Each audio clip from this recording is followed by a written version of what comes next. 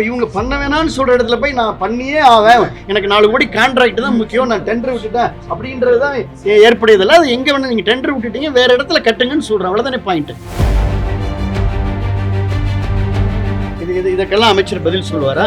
இப்போ இந்த ஆட்சியில் ஒரு எம்ஆர்ஐ, ஒரு சிடி ஸ்கேன், ஒரு கேத்லாப் ஏதாவது கொண்டு வரப்பட்டிருக்கிறதா, அல்லது ஒரு அதிநவீன எக்யூப்மெண்ட் கொண்டு வரப்பட்டிருக்கிறதா என்னுடைய கேள்வி கேட்குறேன். நான் வந்து ஆரோக்கியமான விவாதத்திற்கு நான்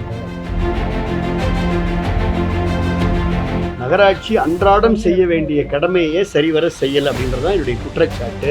அந்த கடமைகளில் அவங்க கவனம் செலுத்துறதை விட்டுட்டு அது தான் இந்த மாதிரியான மக்களுக்கு எதிர்ப்பான நிலைப்பாட்டை எடுக்க வேண்டாம். இது என்னுடைய கருத்து மட்டும் அல்ல. அவங்கதான் திமுக மெஜாரிட்டியா இருக்கு, அப்ஜெக்ஷன் பண்ணிக்கிறாங்க, வெளிநடப்பு செஞ்சுக்கிறாங்க. நான் தான் சொன்னேன், அண்ணா திமுக நகர்மன்ற உறுப்பினர்கள் சார்பாக, மாநகர்மன்ற உறுப்பினர் சார்பாக நம்ம இதை செய்யக்கூடாதுன்னு முறையிட்டுக்கிறோம். இப்போ நீங்கள் அதாவது 2 பாயிண்ட் தான்.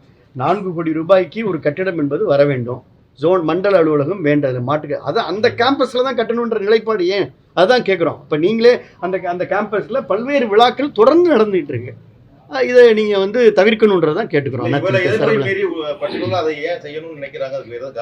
இது அதை வந்து அவங்க இதை தவிர்த்துருவாங்கன்னு நான் நம்புகிறேன். இல்லை என்றால் அந்த காரணத்தை நான் பகிரங்கமாக வெளியிடுவேன். இல்லை, அதிமுக சார்பில் போராடுவோம், இல்லைன்னா சட்ட ரீதியான நடவடிக்கை எடுப்போம். அதானே எங்களுக்கு வேறு அதுதானே ஒரே வழி. ஏற்கனவே அதிமுக ஆட்சி காலத்தில் கட்டப்பட்ட மீன் மார்க்கெட் வந்து திறக்கப்படாமல் இருக்கிறதுல மறுபடியும் நல்ல கேள்வி. ஏற்கனவே கட்டப்பட்ட மீன் மார்க்கெட்டு இது வரைக்கும் தொடங்கப்படலை.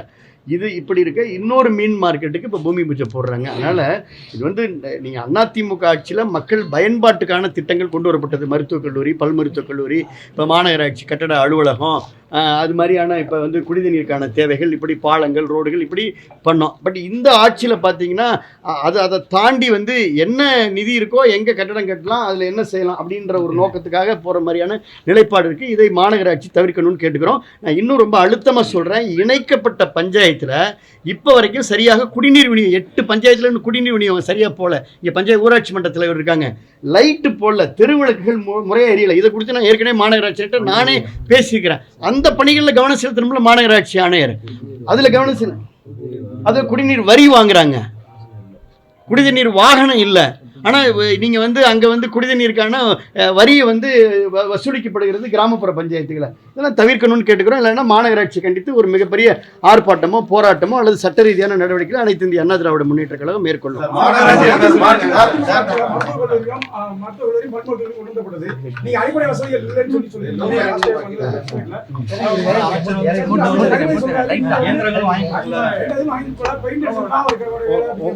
உங்களுக்கு தெரியுமில்ல, மெடிக்கல் காலேஜ் எந்த ஆட்சியில் கொண்டு வரப்பட்டது?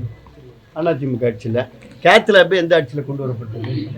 2 கேத்லாப் கொண்டு வந்தோம். சிடி ஸ்கேன் எந்த ஆட்சியில் திறக்கப்பட்டது? எம்ஆர்ஐ எந்த ஆட்சியில் திறக்கப்பட்டது? அதிநவீன லேப் எப்போ திறக்கப்பட்டது? 39 மிஷினோட 40 மிஷினோட சென்னைக்கு நிகராக டயாலிசிஸ் எப்போ திறக்கப்பட்டது? இதுக்கெல்லாம் அமைச்சர் பதில் சொல்லுவாரா?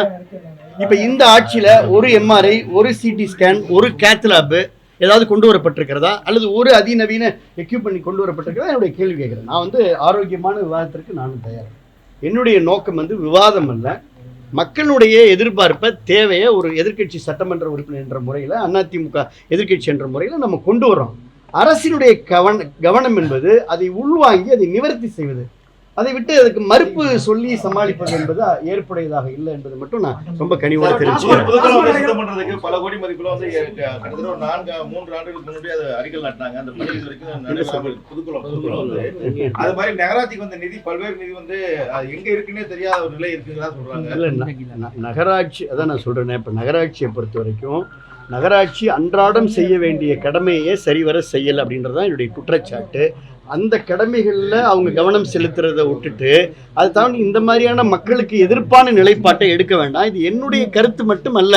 இப்போ இது தமிழ் எழுத்தாளர் முற்போக்கு சங்கம், புத்தக கண்காட்சி சங்கம், கம்பன் கழகம், தமிழ் இலக்கிய பேரவை, எழுத்தாளர் சங்கம், இப்படி பல்வேறு அமைப்புகள் வந்து எல்லாருமே, காந்திய இயக்கம், எல்லாரும் சேர்ந்து 10க்கும் மேற்பட்ட அமைப்புகள் வந்து நீங்கள் இந்த டவுன் ஹாலில் பண்ண வேண்டாம்னு சொல்கிறாங்க. இவங்க தானே மக்களுடைய கருத்துக்களை கொண்டு இப்போ இவங்க பண்ண வேணாம்னு சொல்கிற இடத்துல போய் நான் பண்ணியே ஆவேன், எனக்கு 4 கோடி கான்ட்ராக்ட் தான் முக்கியம், நான் டெண்டர் விட்டுட்டேன் அப்படின்றது தான் ஏற்புடையதில்லை. அது எங்கே வேணால் நீங்கள் டெண்டர் விட்டுட்டீங்க, வேறு இடத்துல கட்டுங்கன்னு சொல்கிறேன், அவ்வளோதானே பாயிண்ட்டு.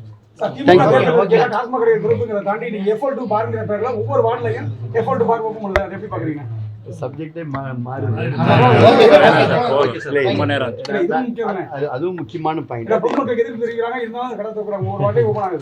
இது உங்களுக்கு தெரியும், திராவிட முன்னேற்ற கழகத்தில் பூரண மதுவிலக்கு அப்படின்னு சொல்ல தாண்டி படிப்படியாக மதுவிலக்கு அமுல்படுத்தப்படும் தேர்தல் அறிக்கையில் அவங்க சொன்னாங்க. ஆனால் படிப்படியாக மதுவிலக்கு அமுல்படுத்தப்படாமல் படிப்படியாக எஃப்எல் டு பார் திறக்குதுங்கிறத நீங்களே சொல்கிறீங்க. அது மக்களுக்கே அது தெரிய வரும். நன்றி, வணக்கம். செய்திகளை உடனுக்குடன் தெரிந்து கொள்ள கீழ்கண்ட கேபிள் மற்றும் டிடிஹெச் நெட்வொர்க்குகளில் எம்நாடு செய்தி தொலைக்காட்சியை காணுங்கள். பாதகம் செய்பவரை கண்டால் நாம் பயம் கொள்ளலாகாது பாப்பா. மோதி மிதித்துவிடு பாப்பா, அவர் முகத்தில் உமிழ்ந்து விடு பாப்பா. அண்மை செய்திகளை உடனுக்குடன் தெரிந்து கொள்ள இணைந்திருங்கள் எம்நாடு தொலைக்காட்சியுடன்.